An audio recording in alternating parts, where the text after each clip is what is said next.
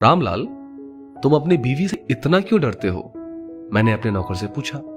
मैं डरता नहीं साहब, बस उसकी कद्र करता हूं, उसका सम्मान करता हूं, उसने जवाब दिया। मैं हंसा और बोला, ऐसा क्या है उसमें? ना सूरत अच्छी है और ना ही पढ़ी लिखी है।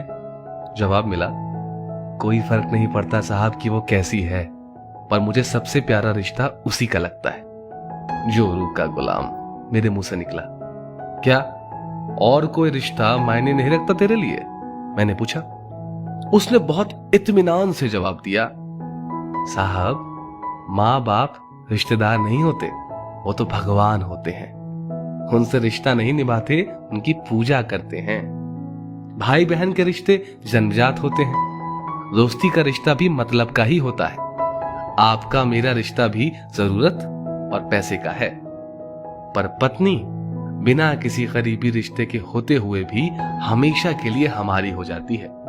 अपने माता पिता, परिवार के सब रिश्तों को पीछे छोड़कर हमारे हर सुख दुख की सहभागी बन जाती है, आखिरी सांसों तक। मैं अब बहुत ध्यान से उसकी बातें सुन रहा था।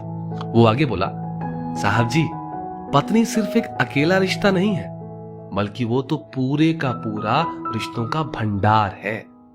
जब वो हमारी सेवा करती है, हमारी देखभाल करती है, हमसे दुलार करती है, तब वो एक माँ जैसी होती है। जब वो हमें जमाने के उतार चढ़ाव से आगाह करती है, और जब मैं अपनी सारी कमाई उसके हाथ पर रख देता हूं, क्योंकि जानता हूं कि वो हर हाल में मेरे घर का भला करेगी, तब वो पिता जैसी होती है। जब हमारा ख्याल रखती है, हमसे लाड़ करती है, हमारी गलती पर डांटती है, हमारे लिए खरीदारी करती है, तब वो बहन जैसी होती है। जब हमसे नई नई फरमाइशें करती है, नखरे करती है, रूठती है, अपनी बात मनवाने की जिद करती है, तब वो बेटी जैसी होती है। जब हमसे सलाह करती है, मशवरा देती है, परिवार चलाने के लिए नसीहतें देती है, झगड़े करती है, तब वो एक दोस्त जैसी होती है। जब वो सारे घर का लेन देन, खरीदारी, घर चलाने की जिम्मेदारी उठाती है, तो वो एक मालकिन जैसी होती है। और जब वही सारी दुनिया को, यहां तक कि अपने बच्चों को भी छोड़कर हमारी बाहों में आती है, तब वो पत्नी प्रेमिका, हमारी अर्धांगिनी और आत्मा होती है, जो अपना सब कुछ सिर्फ हम पर न्यौछावर करती है।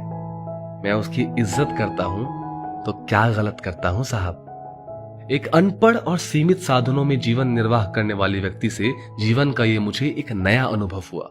और वो कुछ ऐसा कि पत्नी के बीमार होने पर अगर पति सिर सहला दे तो वो गुलामी नहीं होती।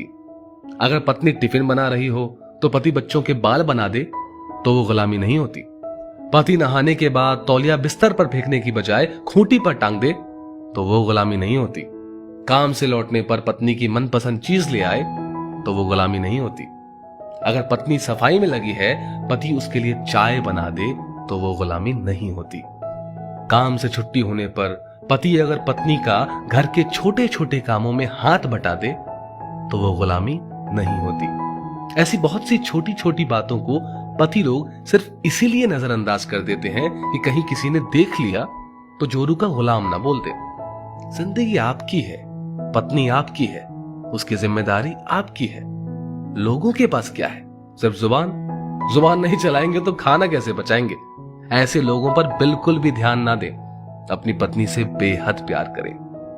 पति पत्नी के रिश्ते की डोर बहुत कोमल होती है। आपसी प्यार और सम्मान से ही इसे मजबूत बनाया जा सकता है। दोस्तों, स्टोरी को लेकर आपकी क्या राय है, नीचे कमेंट करके जरूर बताइएगा। और ऐसे ही और भी बेहतरीन वीडियोस के लिए हमारा पेज जरूर फॉलो करें। धन्यवाद।